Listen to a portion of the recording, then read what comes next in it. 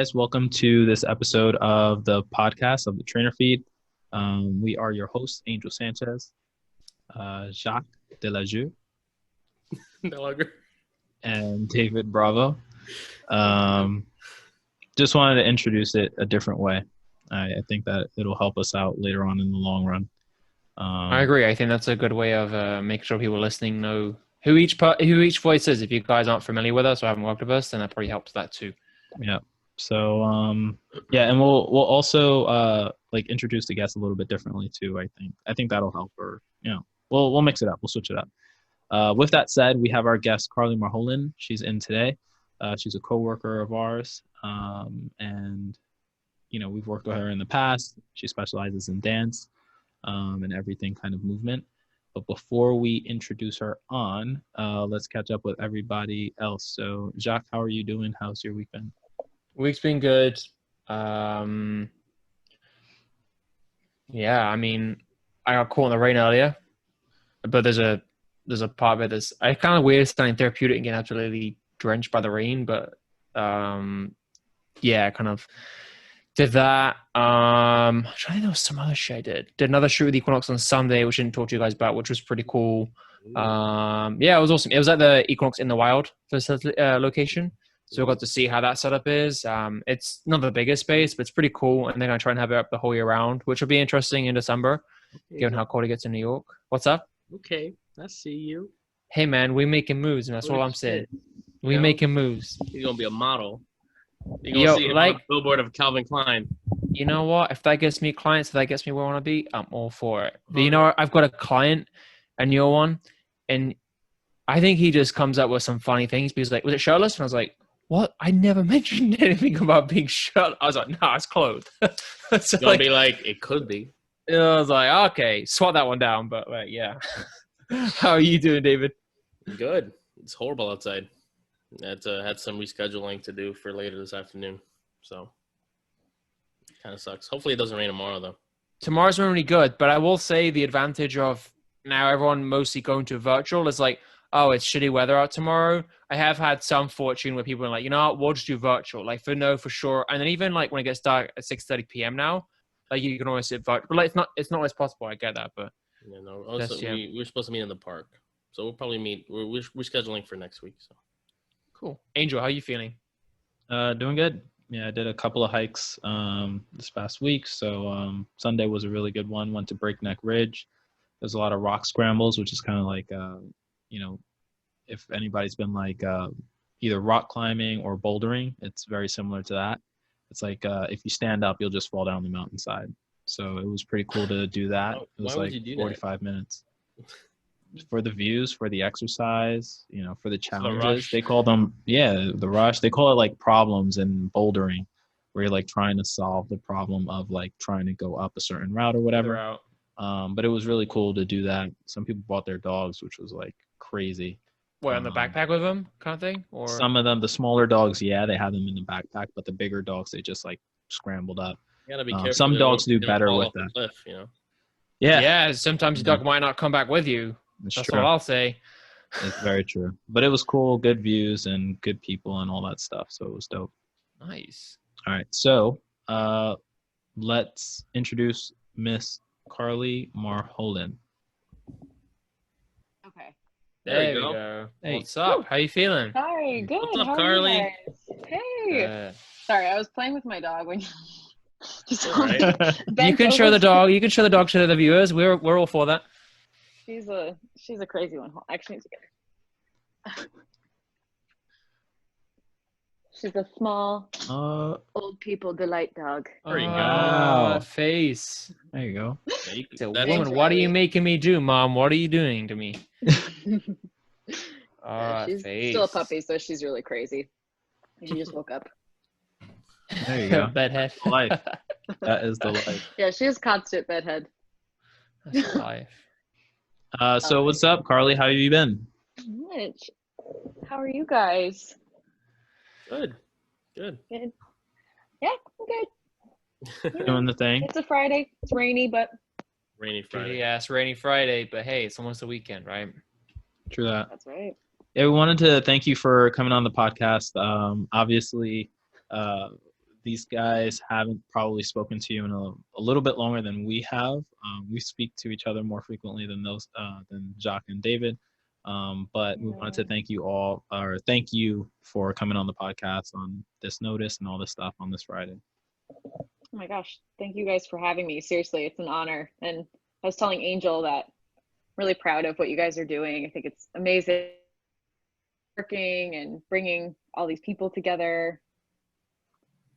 So we're trying. Yeah, we're trying to make things happen, make moves. Obviously, with the weather, it might be a little bit choppy. So if you experience some delay, just let it ride out. Just because sometimes in Harlem, I don't know about David. I think David and I go through the same thing with Spectrum. Dude, there's at least 3 times a fucking week that my Wi-Fi just stops, and it's so fucking annoying. Yeah, if you experience a delay, just write it out, and now I got a notice said my internet is unstable. Yeah, so did I. That makes both of us. Same.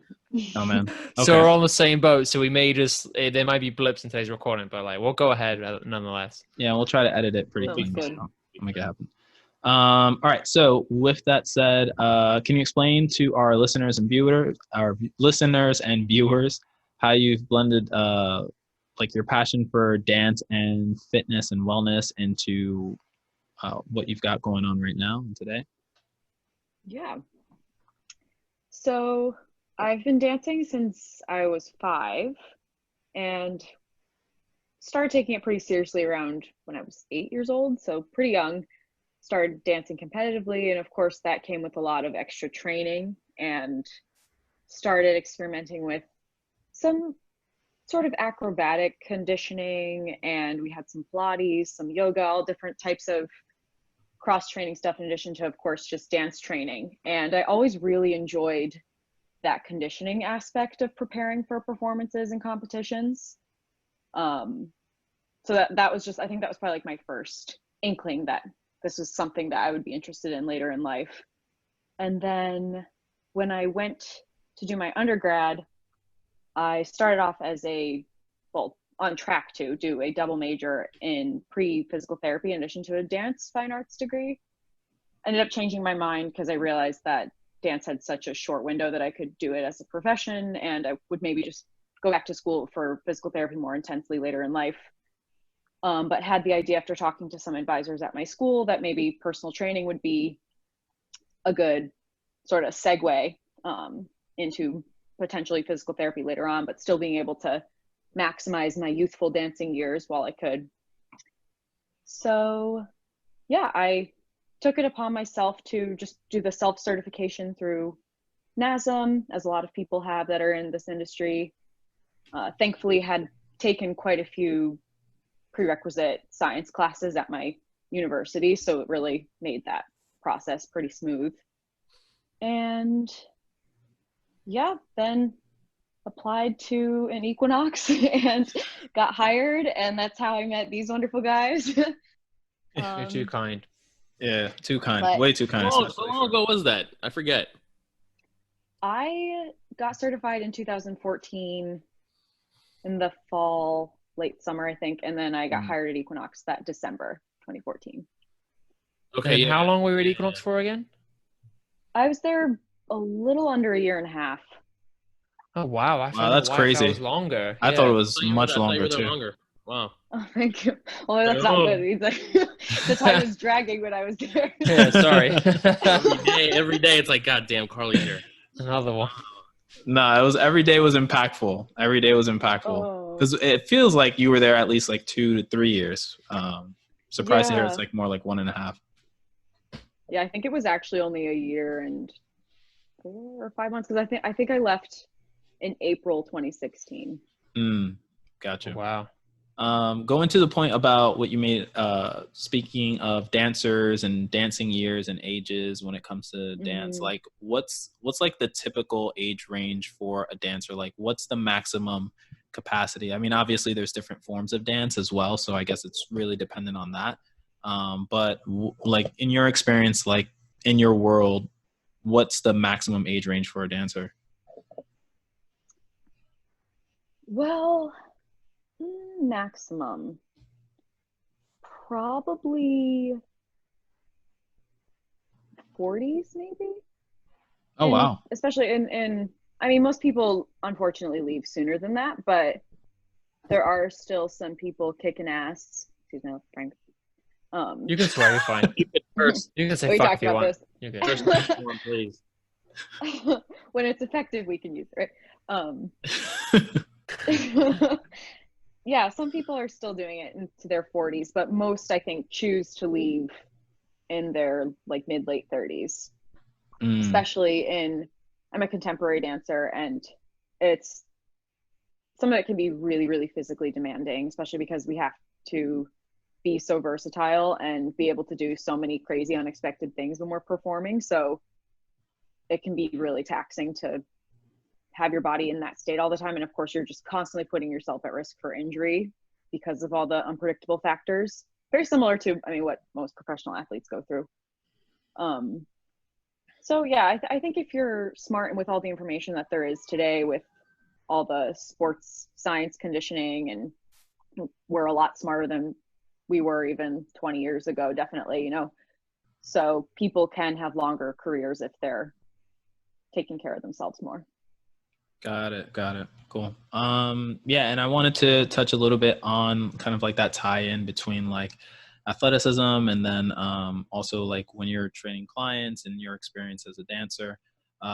What are some of the kind of like movement patterns that you notice that people have challenges trying to replicate when it comes to like the clients that you train? And then also, what are some of the things that are hard to do as a dancer, like articulation wise? Like, is there a difference? Do you typically see the same stuff? Like, obviously different populations, but do you see like, what do you see on one side? What do you see on the other side? And is there any kind of like relationship?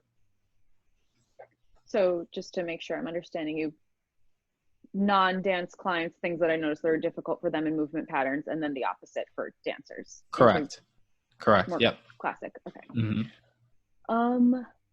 I've noticed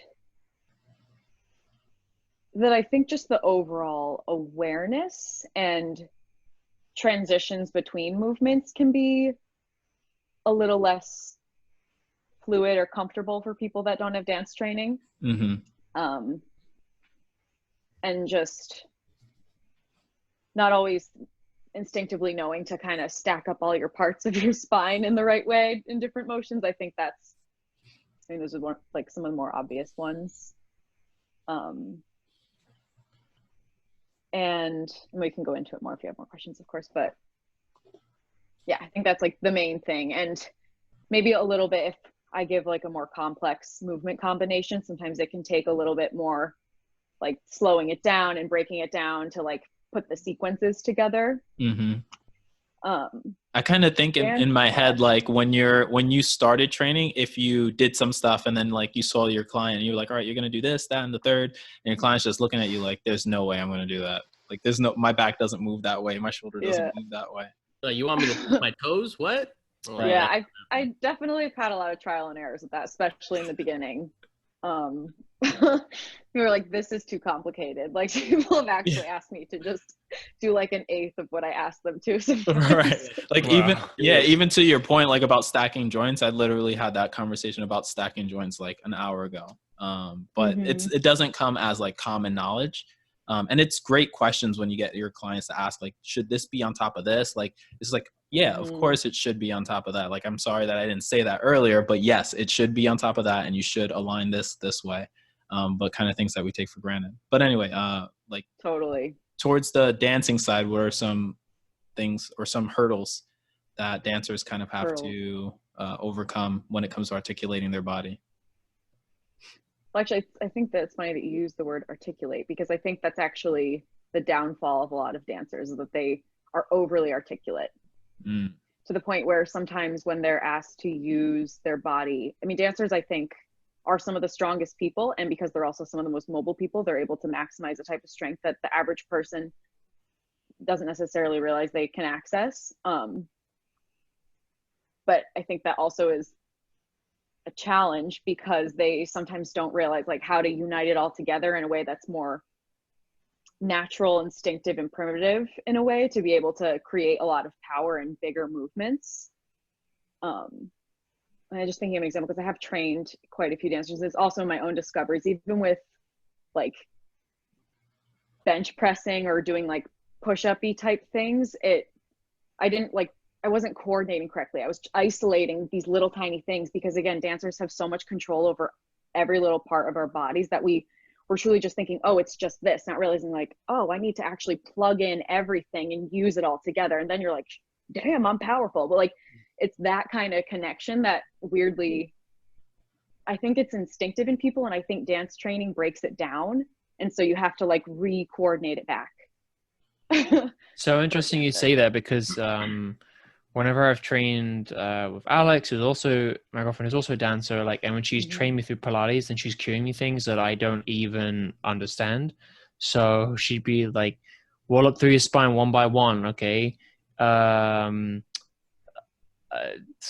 Inhale, suck in your belly button, or break your belly button." I don't know what some of these cues, but I think for dancers, and that's something I've always kind of explained to her, is like, look, like I don't know that kind of like body mind connection isn't for for some non-dancers just isn't there. For some, I bet it's not for every individual who doesn't dance, right? But it's found it's maybe sometimes more common for those who aren't in tune with that line of work. And then it's so interesting, like you said, because you're able to isolate so many divisions of your body with certain movements, it can almost, I won't say backfire, but sometimes prove more taxing because you have more, I won't say more tools at your disposal, but like more ways of doing a movement, right? Like instead of doing a push-up, like to me, I think of doing them 2 or 3 ways. To yourself or the dancers, it might be like 10 different ways of doing it, right? Because of your ability to be so in tune with your body. So I have noticed that too, and I think that speaks a lot. And like it's a double-edged sword, right? In that sense. Totally. Yeah. And definitely. No, go ahead. Sorry, I didn't want to cut you off. No, you want to? Yeah, you Thank you. So like I have a client who has worked with a Lion King for a long time, and like I mentioned, Alex, like up until March was always doing auditions and all sorts. Like, so for dancers right now and it looks like Broadway might not even be close to come back until June 2021, right? Something, unfortunately, right? Like, it's very sad because I live in the area as well. Like, I see all these empty theaters. It's really sad. But and we lost David for a second. All right. Keep it going. The people on audio don't know. I'm sorry. For dancers who, are used to auditioning for Broadway and preparing themselves mentally, physically for Broadway, and like now, even if it's as early as 2021 next year, like what can you say for dancers who are in a similar position to you, or just trying to think of what kind of mindset to have, knowing that their future, their career is really unpredictable right now? Like, what would you say to that? I would say, if it's any consolation, we are kind of all in that boat together. Everybody's missing out on something. I know that that's not always the most beneficial thing to hear, but you can also see this time, even though everything is so unknown, but we know for sure we definitely have at least the next 6 months or so that we're going to still be in this state, to take advantage of the time and explore your own creativity, your own individuality, and finding new things that are exciting to you, maybe things you didn't have time to work on before. Because I know for myself, I've always been in survival mode because of being freelance recently too, from gig to gig. Sometimes there's a scary overlap in between gigs, and similarly to Alex, going to auditions, having to pick up extra things on the side to make, the bills.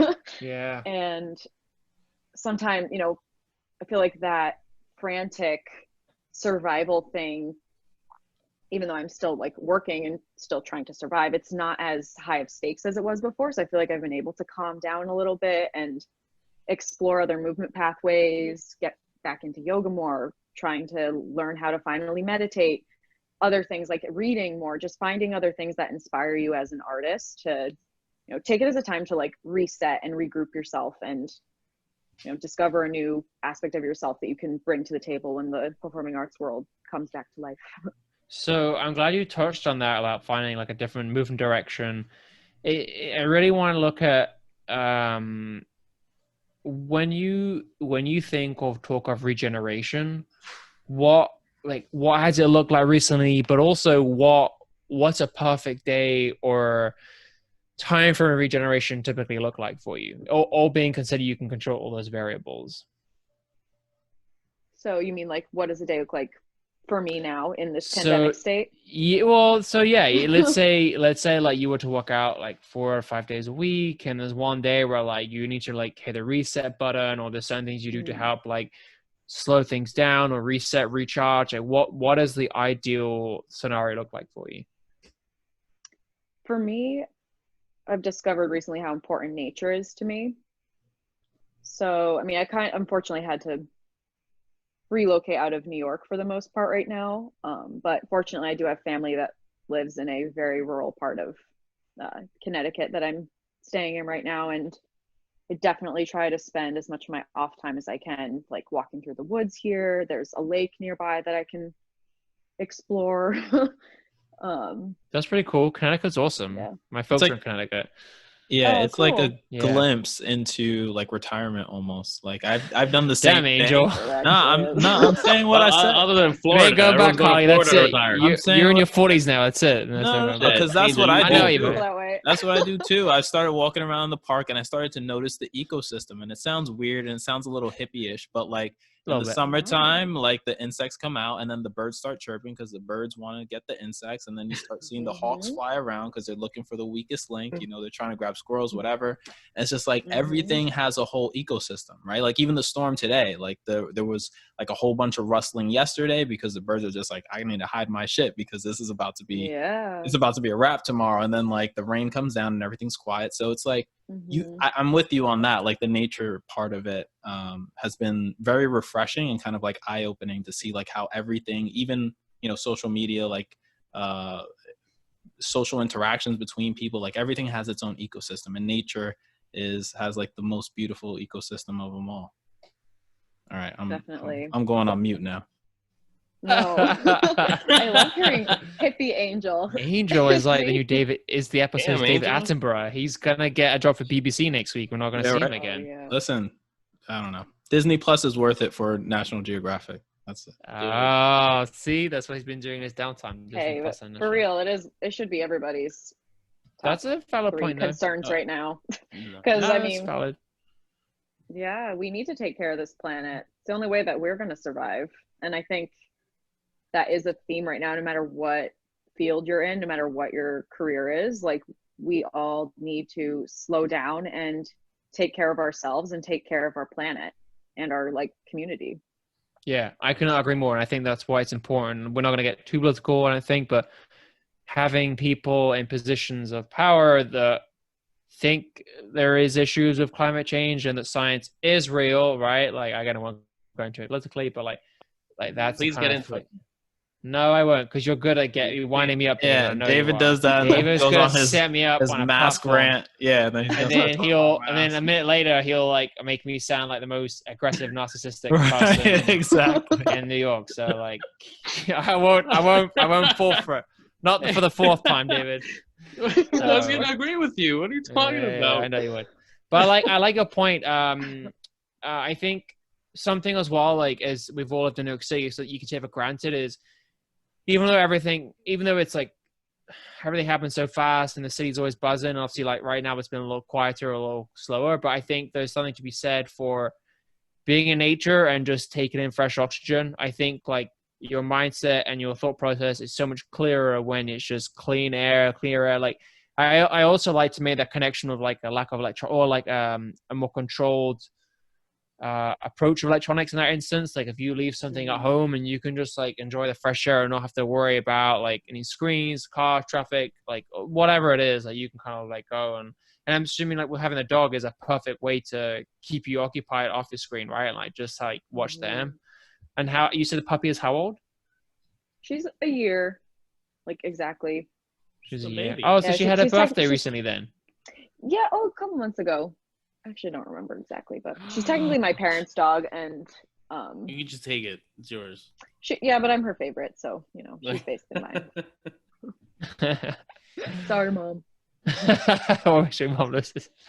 I was gonna say what and maybe I missed it earlier, but like let's unpack a little bit. Like you said, right now you could kind of freelance. Like, what is it like for our listeners if they're like unsure as to like kind of where you are between the fitness and dancing? What is it right now typically you're doing like for work? For dance work? Yeah. Because maybe Angel mentioned already, but I might have missed it. Yeah, no. So I am still technically a part of two different freelance dance companies that I work for right now. One of them, actually, we rehearse on Zoom once a week, which has been How's really that interesting. Mm. Very interesting.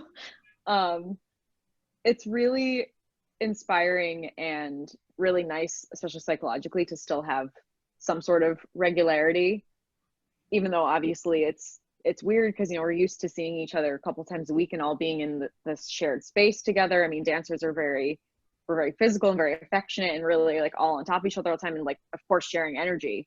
So that part has been really weird to have everyone just in little boxes and trying to move together with all the delays and everything. It's A friend of mine's definitely been a doing acting challenge. classes like that too. She said it's so different. Yeah, it's really You different. feed off the energy of the other person, especially when you're dancing and acting, right? Mm-hmm. Damn. Yeah, so that component is removed a little bit, which is kind of a lot, which is hard. But like I said, that slight sense of normalcy is really nice. I think that's actually one of the best parts, and just seeing my people every week is really, really helpful. But I mean, I had a few other small gigs, some one-offs with people, some more regular groups that I've been working with, and most of those shows unfortunately got canceled or postponed until further Whatever. notice, which is really Yeah. frustrating. So just hoping that when things open up again, that the theaters that we were supposed to perform in haven't gone bankrupt, and Yeah, that's the hope, there's right? there's so many other moving parts that I don't even fully understand. So all we can do is just like keep our head high and keep working on our individual craft and stay in touch with your people. I think there's Yeah. definitely going to be. It'll come back, right? It's just a matter of when. I think that's the hardest part, is not knowing when. And someone I spoke to about it was saying how it's a client of mine. He spoke about rapid testing being one of the first ways of getting that kickstarting again. Where like he this is not like what he's heard. We were just discussing this openly, but he mentioned like imagine it's like an 8 p.m. show, right? And like you're coming at 6:30, get tested, and you get a text of your results, right? Like by 7 p.m. like yes you can come in, or no you can't come in. Like that has to be. But then we speak about costs, and like the whole point of this podcast isn't to discuss like how the testing approaches are supposed to work when things get back to normal. But that was one thing he said. He said he was like, that's one of the only ways something like that can, like, crowds of people, if everyone gets tested and no one has it. Like but there's also got to be some human error in there as well, right? Like let's be honest, there's not every single testing is 100% accurate, but I hope that's something like that happens. Like what's quite interesting as well is like in Midtown, obviously like all the theaters that had their shows, right? Like for example, like Hamilton, or like I live not far from Wicked, so like I still see or like the American Buffalo was right next to Wicked, right at the Garwin Center. I can't remember what it's called. But then where Beetlejuice was, I think there's another one with Hugh Jackman, the Music Man or something. But what's interesting is they've just put up all the advertisement, put up all the billboard and everything for it, assuming everything opens up in May. But like that's a bit of a risk. I don't know how. I thought that was just quite interesting. Again? The Music Man or something. I think is with Hugh Jackman and someone else. God, if someone's in theater and hears me butcher it, I'm never gonna hear the end of it. But like something like that, yeah. Yeah, I also think that like when it all like starts to calm down a little bit, I think that people will support each other financially when it comes to the theater business. Like I think that right now we're in a place where we all need like something to uplift us. And whether that's like dance or music or theater, like I think that when it all is said and done, like people will just all chip in to try to move things forward. I heard AMC was actually doing something, not to segue too much, but they were doing something where you could like rent out a movie theater space in order to have like a private viewing for like up to 15 to 20 people. Like you invite it, you pay like $100, and then you use the space, just because they're just trying to stay afloat, right? Because that's hard. Yeah. You They're know not what's also making it. crazy is kind of what you said as That's well, cool is though. like Mm. any kind of like anytime you see like a sports highlights on TV or like a theater or like a concert, and you're like, oh, it just feels like so long ago that we were able to go Yeah. out and like even watching TV shows, and you're like, oh, I wonder when this was filmed, because this was probably pre-COVID, and like, Well, seeing how they've adapted too with COVID. Like I heard Dancing with the Stars was on with your favorite woman, the lady from the Tiger King. oh, Carol Baskin. Carol Baskins. Oh Yeah, my I think god. that happened last night. And then like other shows, right? Like America's Got Talent, like they're doing stuff like where there's one person on stage or the whole dance crew is doing it like live somewhere else, which is insane. American Ninja Wow. Warrior's doing that too. Yeah. Yeah. So Insane. seeing What how do they do for that? There's one person in a room, and then No, I mean they have everyone, but they come in. They have to, take the temperature in. They have to get the COVID test. They need everyone in the audience needs the masks, and they have to be socially distanced. So I don't know But how that's going to work. I don't know if on American Ninja Warrior they have an audience. I think the shows that have audiences, I think they all need to be virtual. I mean, I guess it depends on I what don't know. state I mean, they're in. Saturday but- Night Live had people in person though. Oh, Yeah. really? SNL Yeah. had people, Yeah. and I don't know. I mean, it depends if it's in Florida, then it's fine because COVID doesn't exist over there. Stack out the audience. but- All I say. I don't know. But yeah, no, the theater stuff it's going to take some time, and it sucks. I mean, it's sad. I have a client who works in some theaters, and she was talking to me about one of her main jobs is to get investments or people to start investing in it. Especially when they do open, because what's going to happen? There are going to be people that don't want to go. To be honest, but then people that want to, and they all just have to see what with the small amount of people that go to the theaters, try to stay afloat. But Definitely.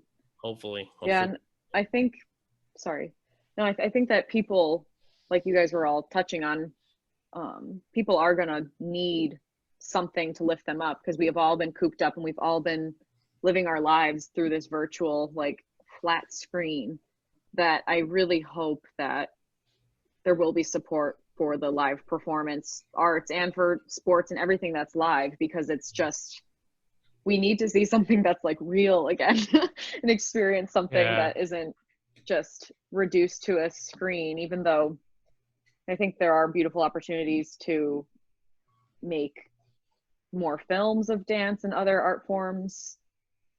People can definitely explore. I mean, I hope to explore some of that myself. And I mean, it would be cool if I think in an ideal world, it'd be really nice if theaters that were closed right now, I know some are, and I know in Europe they're doing this a little bit, but it'd be really nice if they would rent it out to different dance companies and groups and even other theater acting groups to be able to use the theater to film and then broadcast their film. Yeah. I know some places are already doing it, but heard of that. Oh. but I don't think New York is really doing that, which is what's frustrating, because I feel like there are plenty of medium to small theaters that are just collecting dust and bats and who knows what else in there right now instead of. Well, also at the same time, yeah, how many people are actually reaching out to try to do that stuff too? Like maybe the offer or the idea of the offer is there in the theater owner's head, but maybe they haven't seen anybody really reach out because of like how comfortable people feel, or it's not going to be enough people to like validate, opening your doors, because opening your doors means that people have to clean, people have to monitor to make sure you just don't wreck everything. But I don't know. I hope that something like that would happen, because you need to keep that stuff alive and you need to like continuously work, right? Even if it's not for the financial aspect of it, which it definitely is, but like for the craft of it, right? Because when everything starts to open back up, you haven't moved your body on a stage and God knows how long, it's not going to look clean and it's not going to look perfect, and the risk of injury will go up, just like with athletes that we're seeing hitting the field now, right? Everybody's just like, you can play, you're scheduled for this game, go out there and crush it, and people are like breaking ankles, breaking ribs, ankles and knees and shoulders. Like you can't have that. And with dance, like you're already running dry, right? You already have like almost a skeleton crew. You don't want to mess that up. Yeah, right. Yeah. Right. But Yeah, that's so real. Yeah, it's hard to be conditioned for. I mean, some of the ballet companies, classical companies, are a little bit more secure and stable financially compared to my type of dance. And I know from people that are in that industry that, they did some more private, smaller events over the summer with a few select dancers from ballet companies. And, they're just training in their tiny little homes. And they finally get to like take up all this space. It's just a completely different way of using your body, being able to like actually like leap across and move in such big ways that you haven't done in a long time. But I haven't heard of too many injuries with the dancers so far. But then again, it was just for a limited thing, just like a few shows here and there that I heard about. So What are you doing? What are you doing for conditioning? Like for yourself when everything was, on quote unquote lockdown? I mean, what were you doing to condition yourself? Did you have kettlebells lying around? Did you have dumbbells? What was your workout regimen like? yeah, actually I do have a few lighter weight kettlebells and dumbbells laying around, of course, yoga mats and some resistance band things. So I do a little bit of hit-ish style workouts for myself and some of my clients. That's the kind of work that I do with them. So I actually have had the opportunity to do my workouts with them, which has been really fun. Something I normally didn't have the energy to do before when I was dancing full time. You're still doing the virtual session. Yep, doing a little bit of virtual work. Yep. Cool. Yeah. How have they been adjusting to it? They've all been real champs, honestly. Everyone that was interested in it so far has stuck to it, which has been really great. I'm really lucky that most people were game to give it a shot. Some took a little longer than others, but yeah, I'm really fortunate in that regard that everyone was on board and people seem to be benefiting from it. Yeah. But Cool. to answer your question too, like I said before, I'm doing yoga mostly. And of course I take a ballet bar from online, whether it be through a Zoom, a live thing, or YouTube or something. Try to squiggle around. But I wanted to ask about, there was this one exercise that I saw you do probably like years ago, now at this point, but it was a foot exercise. You remember the one, like I saw you by like that bench where all the trainers hang out when they're waiting for their clients, and you had like a towel on the floor. You're barefoot and you're like creeping the towel towards your foot. Oh yeah. And then you're like reversing, extending it. It kind of goes to like to David's question about like, are you still strengthening? Like, what are you doing for strength work, conditioning work? And then it also goes to your previous point about like how dancers can articulate their body in different ways and like make sure certain points are stronger than others. Are you still, is the foot exercise, first of all, does that exercise have a name? And then second of all, is that still in your program right now? I don't know what its official name is. I mean, just call it the towel scrunch. The towel scrunch. I dig it. That's probably what I would write it down as. Class. They called that short foot. I took one of the barefoot classes a while back. Short foot. It's about Wait, David, you can do it?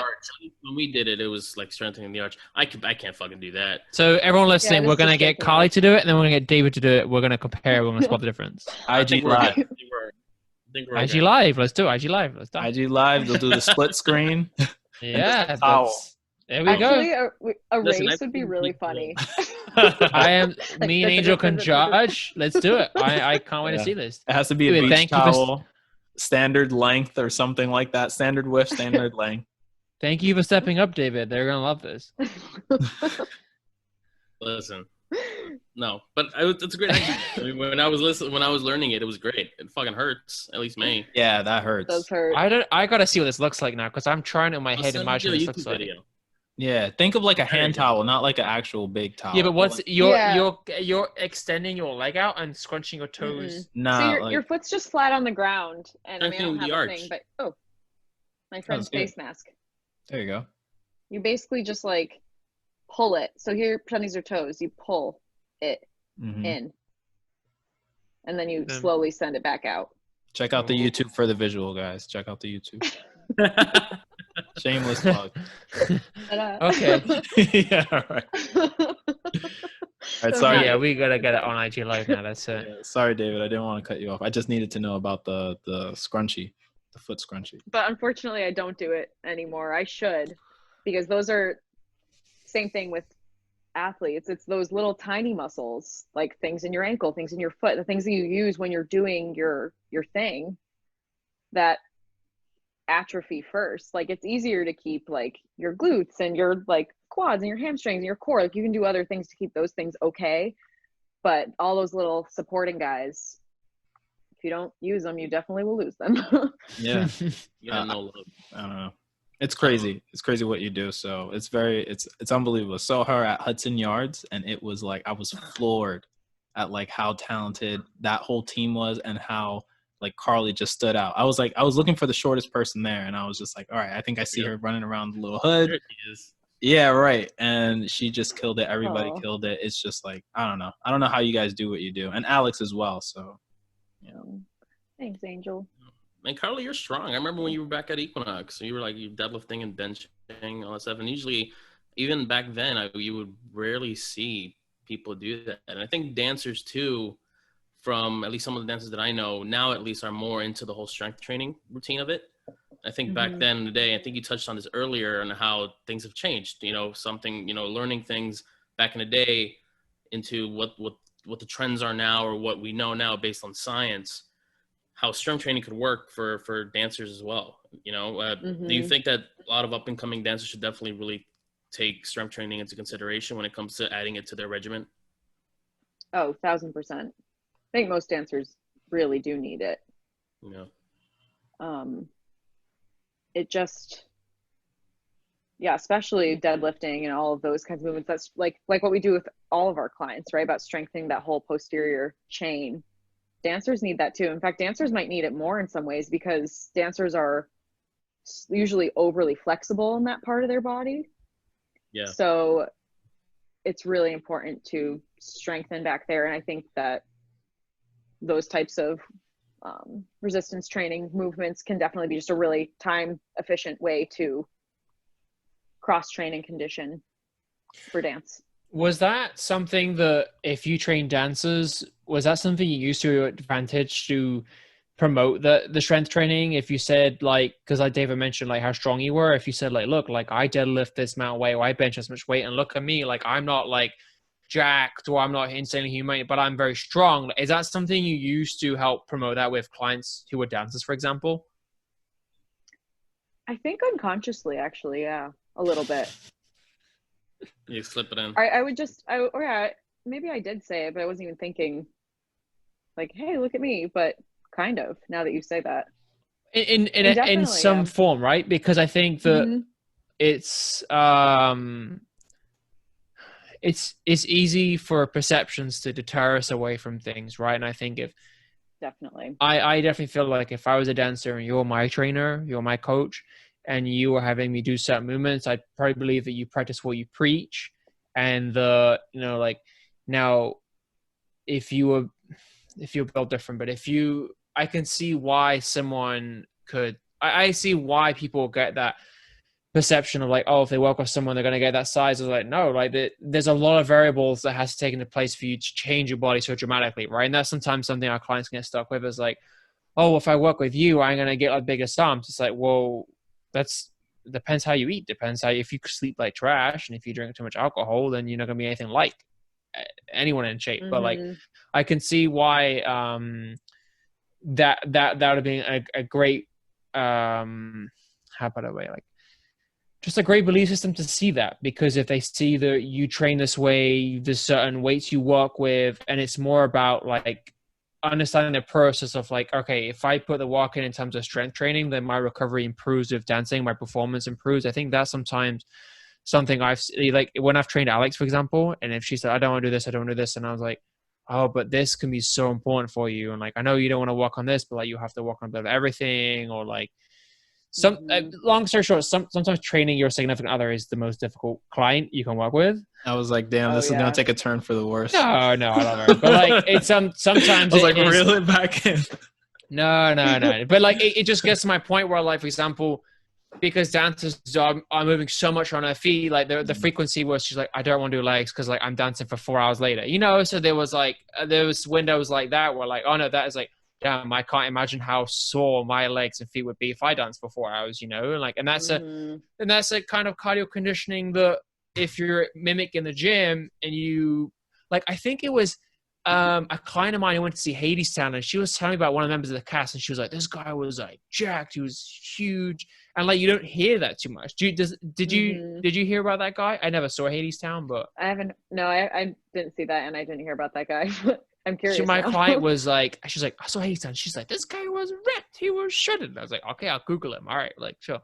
And he was like, but she was really saying, she's like, "Oh, it's just not too common on Broadway." And it's like, yeah, I guess not. At least I don't have that great knowledge in Broadway. But I guess kind of like reeling back into my original question and point was like, I think if that's something that you've been able to communicate, and I definitely feel that when I was there when you were at the club, that you were successful in terms of like you always do a lot of sessions, and you obviously train all You walks guys are of so life. sweet. Thank you.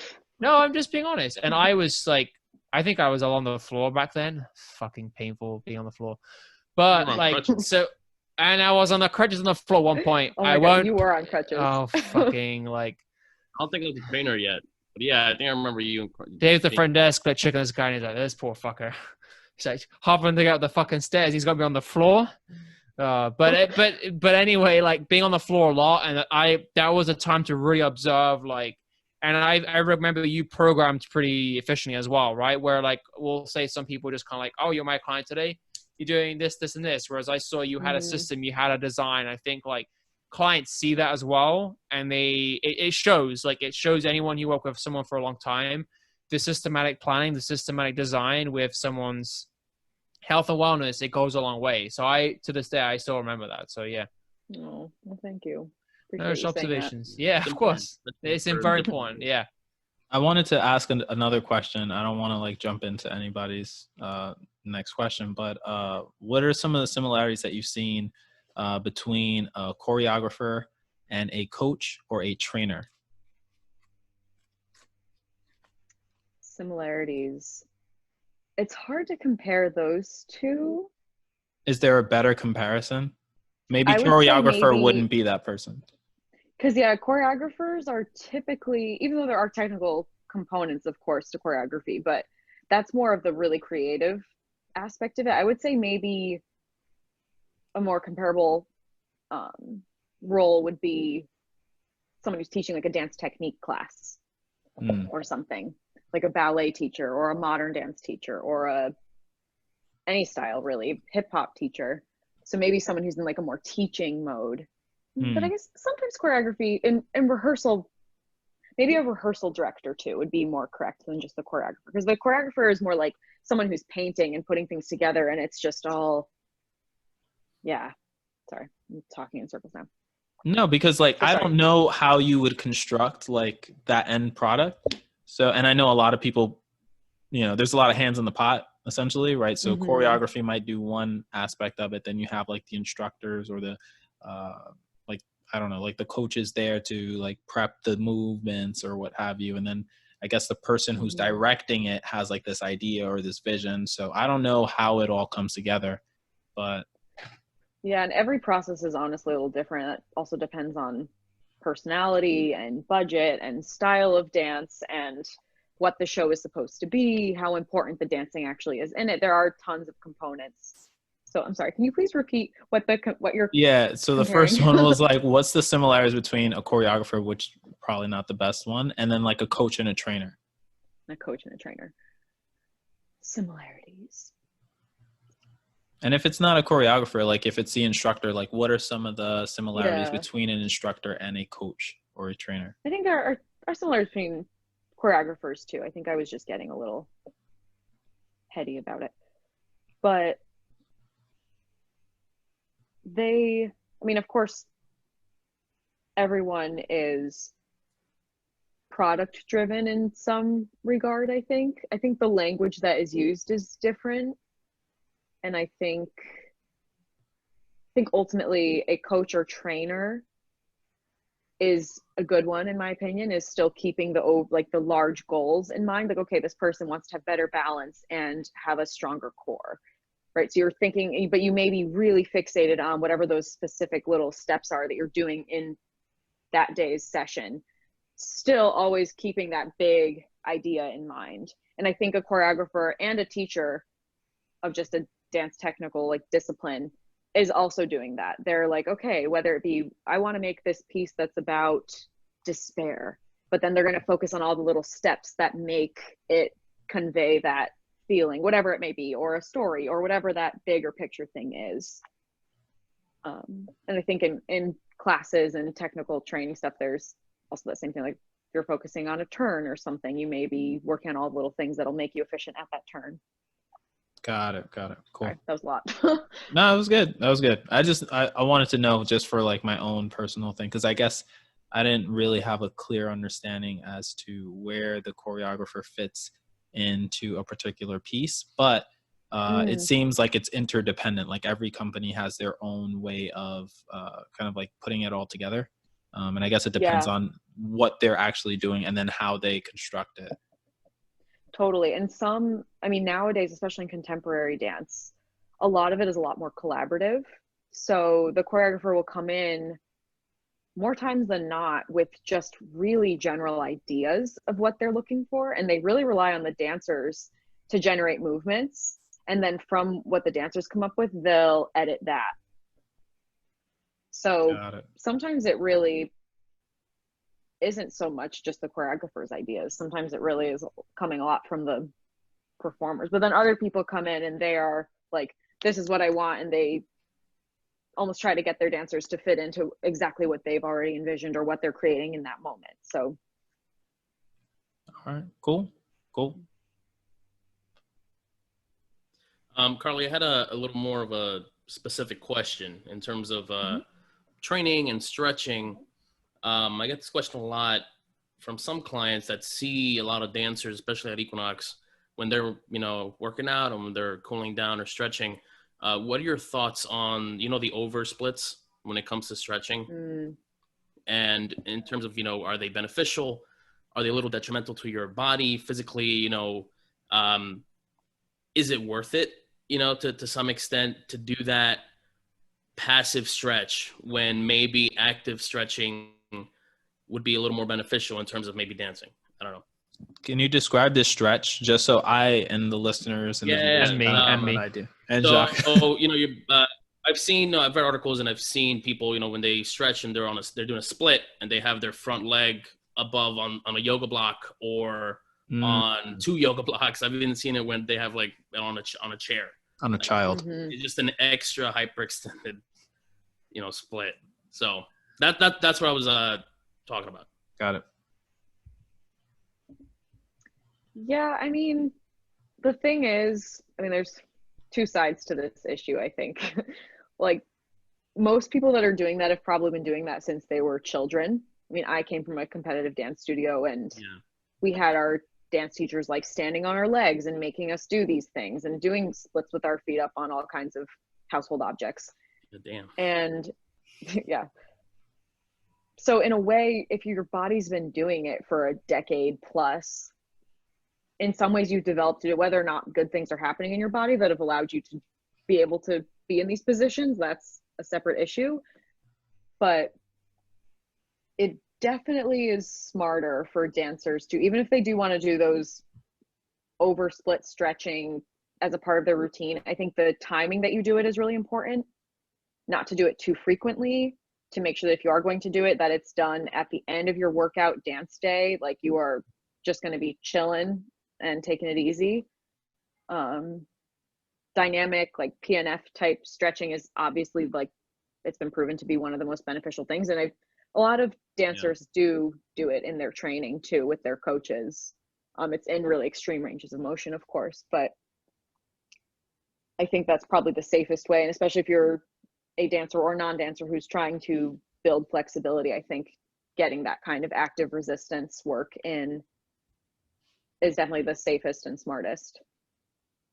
I wish I had that flexibility. I see there's some members that were still at 76th Street. And I'm like, the fuck? Like, there's just crazy amount of like range of motion and flexibility. But like, if someone's been working on that for a number of years, it's not something they've just gone like, oh, let me just try and work on a week, like it's commonly conversations we've had with some clients when we talk about mobility, when we reference like the mobility of a child or a baby, how they're going to sit in a deep squat and they're comfortable and they're fine. And over time, like you said earlier, with different musculature, right? Like if you don't use it, you lose it. And it's kind of the same thing with mobility. And 1000%. yeah, I wish maybe I just I was think a especially kid, like you but said earlier about doing it as a kid, it comes a lot easier. You're able to do it for a longer period of time because you're already doing it as a kid. And if you come from a very Exactly. competitive, environment, then of course there's like every fucking day you're doing it. But I think also with at least what I tell my clients that are interested in that, I always ask them, well, why? Like, what's the reason why do you want to do that? Like, why do you want to do an over split? Why do you want to have pick your leg up to pick up your leg and bring it past your head on the other side? Like what's, do you want to do this because you're going to be a dancer? Okay, then maybe, I guess, right? We could talk about that. But I think what you said earlier about injuries in terms of dancing and how the age range of dancers, as you said, maybe like in the 40s. I don't know, maybe if that's the issue, maybe it is beneficial if you're thinking about being a competitive dancer and really giving it your all, because you only know, okay, I only have, let's say, 20 years, a 20-year window to be the best that I can be and be a superstar. Then maybe, yeah, I guess, right, it can be beneficial. Yeah. But I mean, I think something you can share with your clients that have aspirations for oversplits but aren't necessarily aspiring to be dancers, that there are a lot of detriments to that kind of range of motion. I mean, if you really microscoped in on any dancer's joints from the hips down, you could be over... probably we're like 50 years old by 25 in all of these joints. Like, my knees have been doing weird creaky things that... My age. How many? 2 hip replacements already. Yeah, both hips. Wait, your dad, you said? No, not my dad. Oh, no, he can't. I was like, your dad's a dancer? He could barely fucking move. A friend of mine. Oh, okay. Sorry. But it is, again, because of that, thing where it's like, I need to be the best and I just got to do this, Yeah. That is wild. I thought it was his dad. Like that, Jacques? Jacques, just let it all out. Nah, he's trying not to blow up people's ears with his laughing. It's respectable. Oh shit! I'm so sure at one point we're gonna have to do a memes page and stuff, like a video of your dad dancing doing splits would be like a post on there. While we sing happy birthday, because it's been his birthday like 5 times already. He's like every day. Oh my god! So long story short, no, go on, David. Sorry, I won't go around. No, why don't you, Jacques, get it out? Just say it. I know you want to. This guy.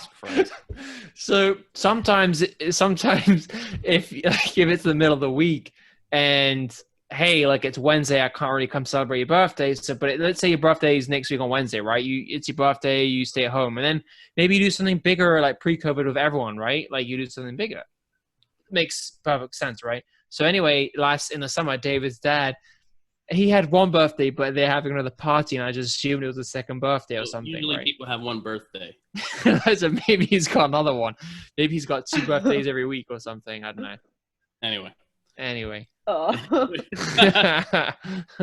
No, but I think, like you said, it just the joints, right? It's I think stretching to extreme range of motions could in a way maybe permanently stretch your ligaments and even some nerves, and it could maybe mess up your labrum. I mean, at some point in your life. Yeah. I wonder about the nerves actually, because you do hear about how like tendons and ligaments stretch to like the muscular stretch.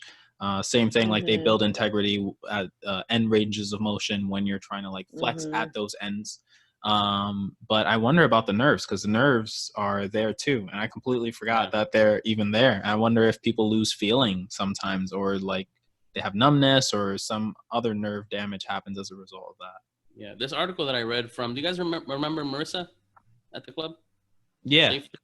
Yeah, so she wrote something about how,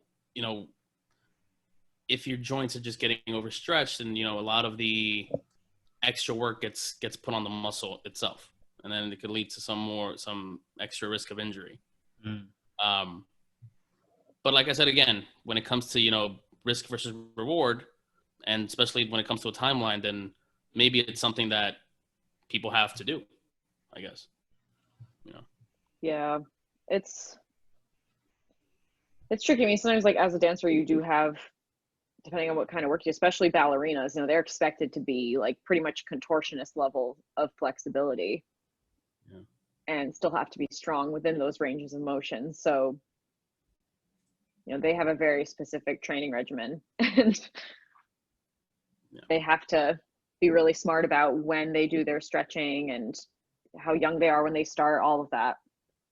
Yeah. But another thing I was just thinking of before we were talking about it and just engaging. I feel like even because I've been doing a lot more yoga, as I mentioned earlier, during this pandemic time, and mostly online classes, but a lot of the really good instructors constantly remind you that even when you're doing a more passive stretch, to always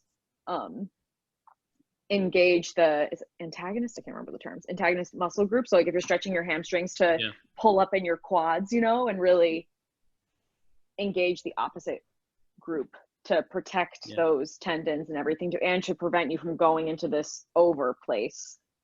So I mean, that is another form of active stretching, but that's how I tell some of the clients that are interested in stretching stuff. It's like, well, if they have tight hamstrings, then maybe when you're trying to stretch the hamstring, why don't you flex your quad? And then they're like, oh my God, this hurts.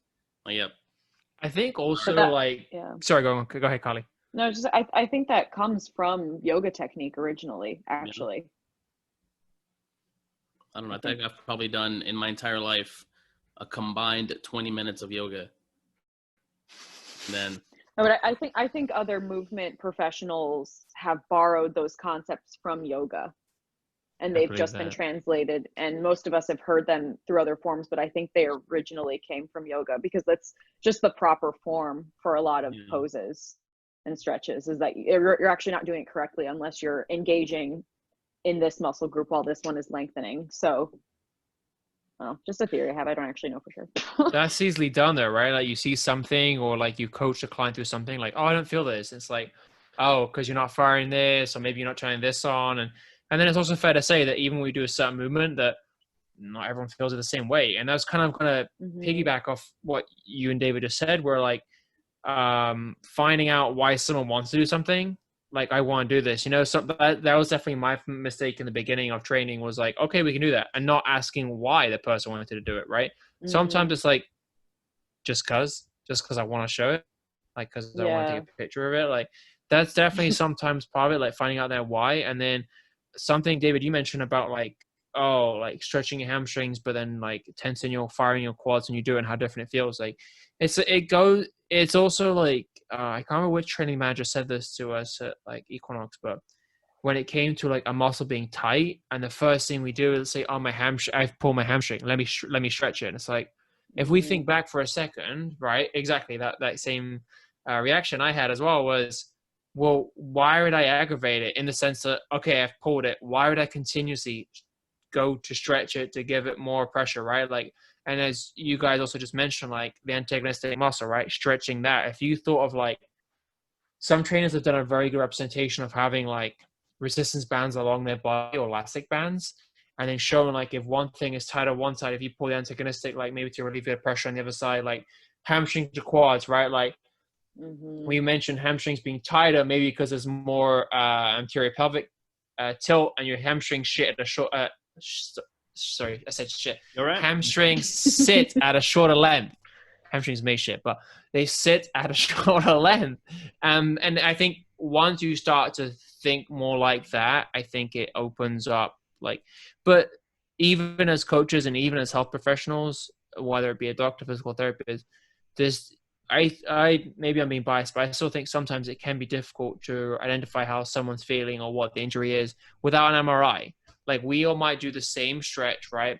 All four of us, and how our body responds to it may very well be very different for a number of reasons, whether it's anatomically, whether it's previously existing injuries, whatever it is, right? But I think it's always hard to say like, oh, it's because of this. But I think, I don't know where the fuck I was going with this.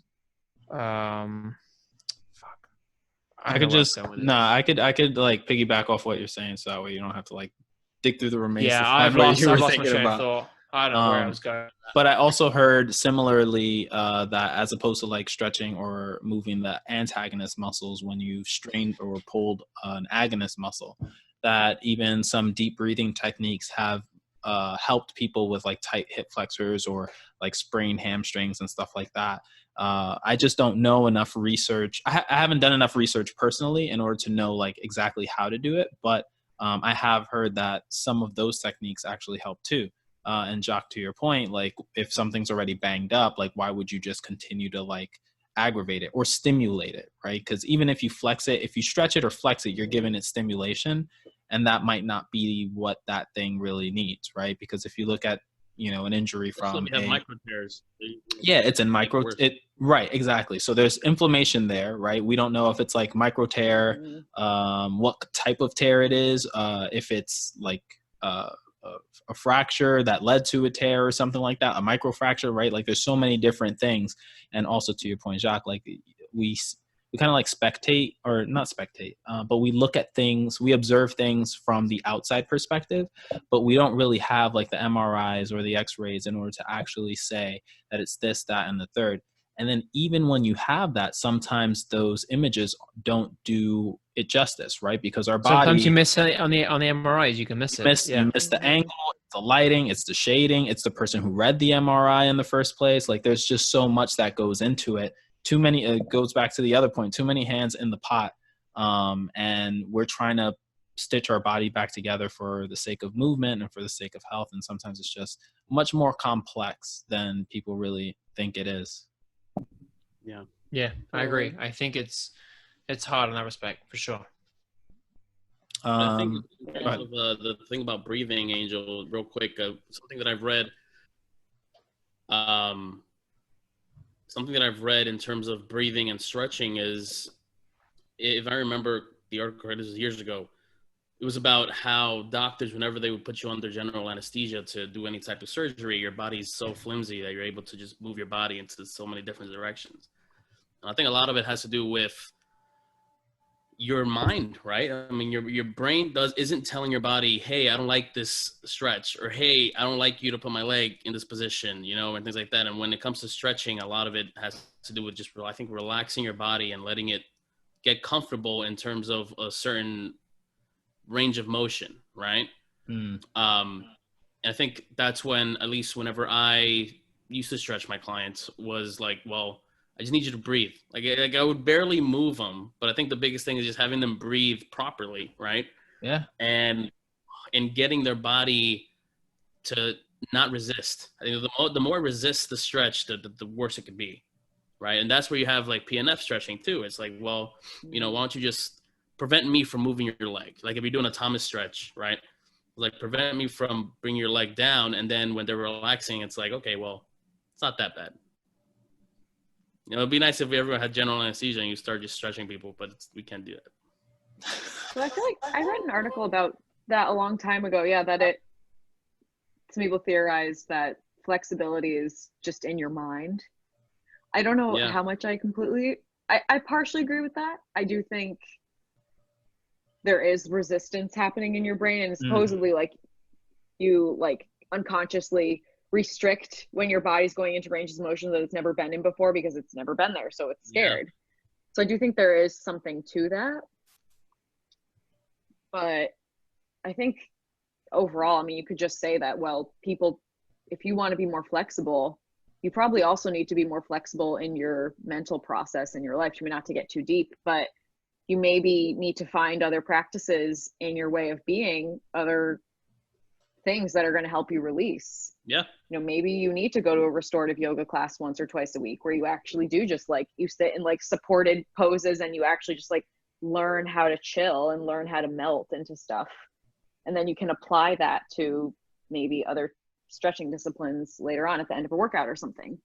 That happens to me all the time when I do when I used to do yoga or get massages, and they tell you to relax, and my brain is telling my body, all right, you're relaxed, and then like 5 minutes roll by and then you just sink down even deeper. It's like, okay, this is more relaxed than it was 5 minutes ago, and then 5 minutes from there you're just like sinking down even deeper. It's just like that kind of like, I think it goes to your point, like you do have to almost train your brain and your body and that relationship between your brain and your body, because without that, it's just going to do what it's primed already to do and has been doing for X amount of years. But when you really like take a moment to like relax or breathe or stretch and hold the stretch and breathe, I think the body moves a little bit differently, and you can kind of like grow appreciation for your body in that regard. I don't know. Yeah. Or Yeah, even definitely. stability, you know, it's being stable. Yeah. could help. One of my clients, he's very flexible when it comes to like squatting or pressing overhead. Great form, but when it comes to deadlifting, I'm like, dude, hips back. He just becomes like a scared cat. You know, I'm just like, you could do it. So I think there was a time where I had him do a couple of exercises with an R&T band, and having him learn how to stabilize while he's moving his distal limbs, and it's kind of like it could help. It has helped, but again, that's just based on one experience. It depends on so many people. Like if you have so many people do the same thing, I'm sure there are going to be a couple of people that are like, hey, I can't fucking do it. Like I just can't do it. Yeah. I mean, I think if people, it seems like it's more accepted right now among people who are trying to be more fit or more just stronger in general, that you're like, okay, I have to change my mental approach to this movement or this strengthening thing. But you also have to do the same thing for releasing. And maybe it's a different way of approaching it. And sometimes you need to, in order to get that strength move you want, you need to work on the release flexibility component and vice versa. For other ranges of motion, you actually might need strength in certain ways, or, Yeah, there's that. I don't know. Do you guys remember Ashley, the one who started with me, Ashley Whalen? Yeah. Oh, yeah. Yeah. So I remember when I think we were both in a tier 1 class. I think one of the like foundational classes, and there was one, I forgot who the instructor was so he had someone lay on their back, right? And he said, okay, lift your leg up, keep your back flat on the ground, and think about reaching the heel to the sky, right? And you get a nice hip, hamstring stretch or whatever. And he did it, and his leg barely went up like here, right? And he was like, oh my God, that hurts. And then the instructor was like, okay, well, how about you stick your fist as if you're like punching the air. And then the guy said, okay. So he punched up, and the guy literally grabbed his fist and tried to put his entire weight on it. And he told the kid on the floor, he said, try to push me away from you, or act like there's 1,000,000 pounds. And he did it. And then he said, why don't you lift your leg up? And his leg came up like 90 degrees, right off the back. And that's just one assessment or one theory in terms of how proximal stability could definitely increase, the mobility in your limbs. And those are just little things that make you look like a magician when you have like a client, and they're like, I can't do this. And then you're like, yes, you can. But you can only do that for a little bit. They start catching on. Again, how you think about it. Yeah. Mm-hmm. Yeah. I don't know. Yeah. Yeah. I don't know. I think also like that, and kind of like wrapping up, because we've been talking about like how the body like moves like a rag doll or whatever. But I think that cadavers are a very good way to kind of like understand the body, and understand the movements through the body. I think that I've never had like a hands-on with cadavers. I've seen those like workshops pop up here and there. Obviously now, like because of COVID, that's probably not going to happen as often. But that is one of the benefits of kind of like working with a cadaver directly. You can, do electrical stimulation to see how the muscles work. You can move the limbs to see what true ranges of motion were. Unfortunately, we don't know like the cadaver, like when it was a person who was living, like how it moved prior. But that would be an interesting sort of study if somebody were to do that, to say, this is how I move, this is my active range of motion, then boom, cadaver, and then you start to move. And then it's just like, okay, now it's interesting to see the relationship between when the central nervous system is active and then when the central nervous system is completely out of the picture, and how, everything moves. I'm sure like other things come into play as well, like age and things like that too. But yeah, the cadaver lab is really, I actually got to visit, I of course wasn't actually someone who was cadavering, but got to visit when I was in college too. And it was life-changing. I mean, they only did some small stuff with we got to see almost the whole body, everything. Wow. But they didn't do full ranges of motion with the legs, but they did do some arm stuff, which was so crazy. Pretty cool. Mm, Oh shit. that's wild. That's awesome. Yeah, I got to check that out. There was also a museum downtown, or like in 42nd Street, Oh, Body Works. Bodyworks. Did And you they guys ever would- go to that? I went, yeah, and That's it was cool. kind of creepy, but like it was kind of cool to see, like they would have the human body, but just the nerves, and it would be like in between like a glass screen of some sort, right? And then it would be like sometimes they would have the human body like peeled open into the front and back from Mhm. like the head down to like your trunk area. Crazy but weird. I don't know if I got any pictures of it. I don't think I did, but like it No, was because I think they said like no pictures in that maybe area. yeah. Yeah, But it was it really dope. fascinating. Yeah, you went to Angel? Yeah, I went as well. Yeah, you And went. yeah, just like you said, like they broke it down like this is the nervous system, and they showed Yeah. like the whole body through a nervous system. Then it was like this is the muscular system, whole body with muscles, this is the skeletal Skeletal. system. And that was unbelievable to see. And then they even had it where they were doing like motions. For example, if you're doing like a football play, like half of it was actually like the musculature of the cadaver, and the other half was like like a mannequin or something like that. But that was really cool to see. I don't know. Did you guys go, Carly and David? No, I always wanted to. No, it's definitely cool. Maybe we'll come back someday. Yeah, right. But so you're in Connecticut now. Where what like near the Stanford line or like further out? Much further out, pretty far north and relatively far east. I'm in a town called Ellington, Heard of and it. we're like 20 minutes by back roads from Massachusetts, actually, and then like Oh wow. an hour west of Rhode Island. Oh, wow. cool. That's pretty cool area of the country there. Yeah, it's really, I mean, it's peaceful up here. Like I said, it's actually starting to get a little bit mountainous where I am, and there's a lake over here and lots of forests. So lots You of come back to New York? Yeah, I've been coming back a little bit. I was there for a few weeks in August, and I came back for just this long weekend, this past weekend. I might come back sometime in November. I think like once a month I'll be back-ish. That's the plan. See what few people are still there. Where are you guys? Are you all still in New York? Yeah, we're also in New York. It's on the city, yeah. These guys are uptown, I'm in midtown.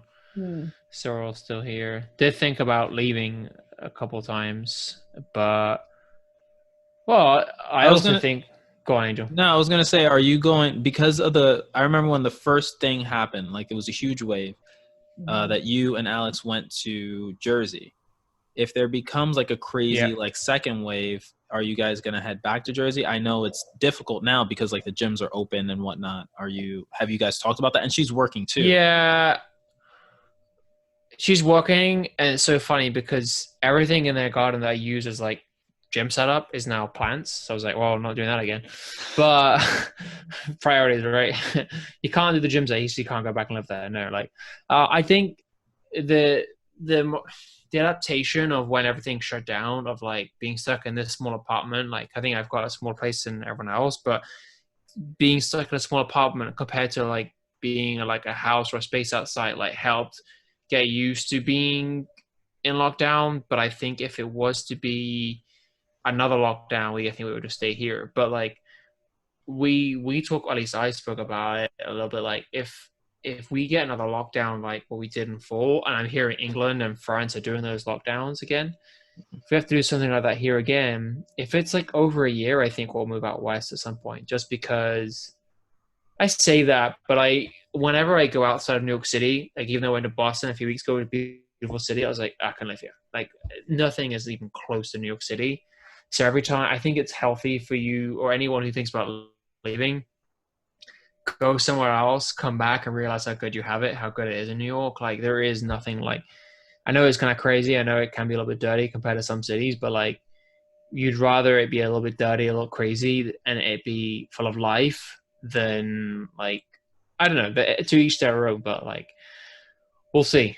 I think New York kind of has things under wraps compared to others, like Connecticut and New Jersey and Massachusetts all kind of have their shit together as well. We'll see, man. We'll see. Cool. Yeah. So let's wrap this up. Carly, can you like feel free to like plug in any upcoming events, where people can find you, find more about your work, the mic is yours. Oh, thank you. Thanks, guys. You can find me on my Instagram page, which is carleymar_hello. Upcoming events might have a virtual performance that is still being worked out, Cool. but that would possibly be the Sunday before Thanksgiving. But I always share. I mean, my Instagram is a pretty like safe place to go because I always share any broadcasting, streaming, virtual things that I'm a part of. I always share on my story. And yeah, if you DM me on there, I can give you my contact info. But that's pretty much it. Nothing too crazy. Cool. Awesome. Well, thanks for coming on the show. We all appreciate it, and it's always refreshing to have to hear your voice and hear your thoughts on everything fitness and dance. So thanks for coming on. Oh my gosh, my pleasure. Thank you guys for having me. Carley. Well, thank you, Carley. Thanks. See you Great all. seeing you. Take care. Bye. Thank you. Bye. Bye. Be good. All right, so that was a good episode with Carley Marholin. What'd you guys think? We did well That was despite so any weird. potential connection issues. But like you, David, I haven't spoken to her in years either. I can't remember the last time. Didn't we meet her on the street, Angel? And she said something about our dads or something. Do you remember that? Or the mom's friend? Oh, yeah, we probably shouldn't say that on there. Oh, shit. Okay, we'll take that. Yeah, but yes, we did see her on the street. It wasn't anything crazy Wait, for what? those listening. We'll tell you off air. It wasn't that bad. Yeah, It was funny. it's not that bad. It's not even that bad, honestly. All It's right, not that so yeah, so anyway, Jacques and I were walking down the street by Sweetgreens. We'll just say it; it doesn't matter at this point. And matter. Carley was with her mom and her mom's friend. And then we just said hi, hey, what's up, whatever. I think that was like a year. I think that was 2019 or something like that. Yeah, because we were just transitioning over to sports club or something like I that. think we were going to sports club, yeah. Yeah. So then afterwards, Carley texted us and she texted me and she was like, my mom's friend was wondering like, oh, who are these two like handsome studs and what are they these good looking guys, whatever. And she was like, they're my friends. And then that's it. That's kind of how it went.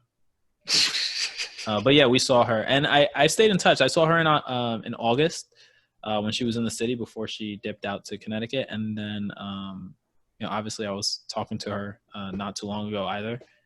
So we just keep in touch. It's pretty cool. Her brother is, I know she's gonna be super excited. Just me saying this, but her brother just got a job for Bungie. David might know who Bungie is, but Bungie's with Halo, right? Yeah, it's that company. So he moved out west. Yeah, Bungie is the company that made Halo. At least the primary mover, if you will, for Halo. I've never played Halo. I see. You never played Halo? I've never played. What Halo. about I think they made that another game. I wasn't big on Xbox. I was a PS guy. Oh, that yeah, was but fine. there was that other one. Shoot, I'm never gonna remember the name of it. Tom Clancy? Nah, it's not Tom Clancy. Halo ODST. Is that one? Yeah, I mean my that's brother- one of them. Played, like a little bit of it. It wasn't my thing. Yeah, no, ODST was not really Halo. Bungie also made Destiny. That was the game. I act like Destiny. I didn't have a computer sitting right in front of me. So yeah, Destiny was the other game, and that's multi-platform. But Halo was the most popular one. Yeah, that's pretty I'm cool. a huge fan of, obviously. But yeah, actually, if you're thinking about moving out west, like he might be a guy to like get in touch with. So maybe you two can talk about like Connect. West Coast, because I've heard like mixed reviews about moving out west too. Same. Just like because I mean even right now with the pandemic, California's still pretty locked down. Yeah. And that's one thing that if you go over there, like the gyms aren't going to be open. Like there are probably other things that aren't going to be open. I also heard a lot about like taxes and, they have like one of the highest like property taxes in the world or something like that. And then something about their sales tax or something like that it's even higher than New York City. Wow. But I guess that depends on the county, right? LA is what I heard that reference to. I think LA is probably. LA would be. We look at like places in San Diego just to kind of see. And we saw a really nice house. That was really like renovated, pretty affordable actually. And the kind of cool thing is like being able to see numbers are not too far away from where we are right now on like buying a house or putting a payment down. So that's kind of cool to kind of see that. But like I think we're also like I just think that being in this industry as well, like when you're in a city, I think a couple of our guests have said this have came on, right? Like New York City is the hub of health and wellness in terms of like new trends. I know that like boutique gyms right now aren't open, and that's kind of one of those trends. Mhm. But I still think that like whatever Boutique gym? happens, booty gyms, or maybe boutique gyms. Sorry, Boutique gym. David's You're gonna thinking of open booty the gyms. first booty gym. Booty gym. That's the name of it, just booty gym Hey, or booty. Booty by Bravo. Booty by Bravo. That is actually not a bad idea. Booty That's by booty Bravo. By Bravo, Doesn't and you sound have that bad. that. That sounds like a winner. That sounds like you're 'cause- going to Dragon's Den. Oh, well, you call it Shark Tank. You are Shark Tank over here. Yeah, what does Brett Contreras have? The glute lab? Yeah, he's the glue guy, but he's pretty much started off in a garage, right? Garage for my American listeners, and then David's really the only one who cares how you say garage. garage, and he pretty much now has like a whole Is that correct? freaking facility, right? Yeah, he's got a whole facility, and he does like a lot of like he trains Classes athletes or- and things like that. Yeah, it's insane. He's I actually- all about glue activation development, right? Which is a great Yeah. market. Yeah, and he's I spoke to him during one of my classes like back in 2016 for undergrad because he got us like he was on like Skype like this and we were in class. Our professor Brad Schoenfeld, he got us access to Wow. like, talking to him and other fitness professionals in the field. That's pretty And, awesome. Yeah, one of the nuggets of like knowledge that he dropped during that was just like in the fitness industry, you always have to have like multiple eggs in different baskets, right? So you can't have Yeah. all your eggs in one basket, right? And this kind of like COVID thing just goes to show that you can't really do that, right? Because if you had all your eggs in one basket, then you end up just screwed. Yeah. But it is, a demanding job. It is a demanding industry, and you kind of have to be multifaceted if you want to be successful. I agree. It's that's awesome. You got to talk to him though, because he's really blown up in the last like 3 years. I feel like. Yeah, I heard he got So- COVID as well. I heard that too. Yeah, but he's So did Cristiano Ronaldo, if anyone. Oh cares. yeah, I heard about that as well.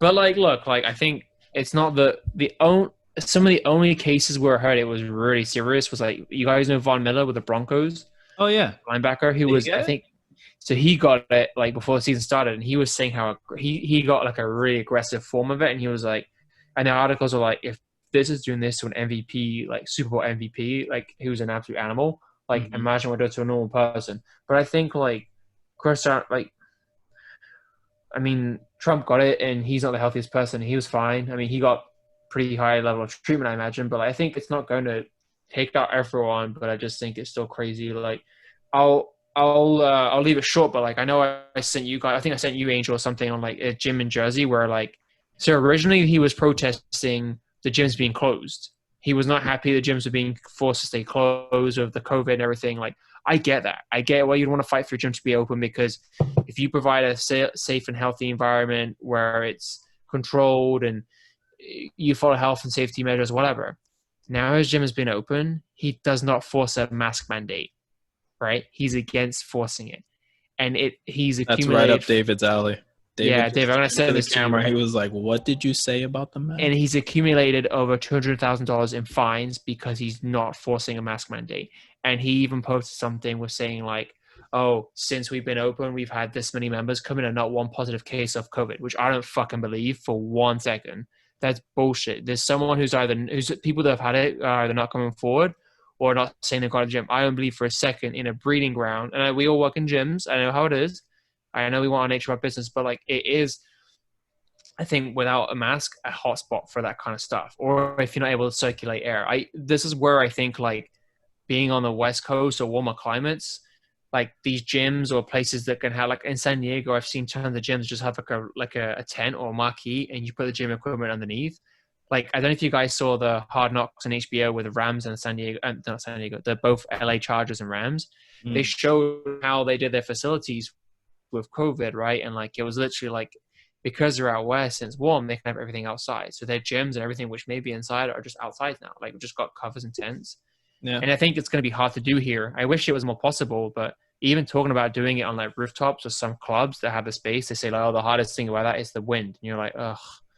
So you can't win almost, but Yeah, I'll send you guys that thing. Or David, if I haven't sent to you, I'll send you. You'll again, like Angel said, right up your alley. Yeah, no, that's gonna get him fired up. Well, I I think we get almost, enough of that these days. Like yeah, I everything know. is just like every other day, it's like I'm not something else. surprised anymore. So Yeah. You're not, but you're like, what did piss me off was Twitter, what they did the past couple of days with those Biden emails. I must have missed I that. don't know about that. Yeah. So there was a, I don't know if it was a leak or anything, but there was a string of emails that was coming from apparently Biden's computer that had emails in regards to Ukraine, his kid, Oh, all his these, son. I heard about that. Yeah. and then But people were sorry. and the right wing correspondents were posting it on Twitter and everything. Twitter banned those profiles and censored every single thing that had to do with Biden's emails. Wow. And I'm like, that's the worst thing Twitter could have possibly done. That's the worst thing that I think a lot of people could have done. Like, okay, well, why are you bringing more attention to the whole thing? If you're banning everything, it's a whole other thing. If it's not real, then how about you fact check or whatever the hell that they were doing when it comes to everything? Well, that's So, yeah, go on, Angel. no, I was just gonna say, like, I started watching that movie, The Social Dilemma. That's exactly what I was going to ask. Yep. Yeah, because I called. So I got up. I was talking to Carley before this yesterday, just to kind of like give her the lay of the land of like how the podcast would work and all that stuff. And she recommended that I check out The Social Dilemma. So I put it on, and then I was just like, "Holy shit!" And now I remember why Jacques just like a couple of weeks ago was talking about like, "Yeah, I took a detox from social media." I should watch it. I started watching Cobra Kai. But, I heard Cobra Kai is good as well, though. Cobra Kai is great. all right, but if you had to prioritize, yeah, if you had to prioritize one over the other, I think The Social Dilemma is probably. It's only an hour and 20, an hour and 30 long anyway. So My man started watching Cobra Kai. Oh yeah, yo! Started fighting in a parking lot with high schoolers. You should have seen me, in my living room. David was doing the punches, the karate kicks. Steam in the living room just now. But anyway, like that goes to Yoda. show. Yeah, right.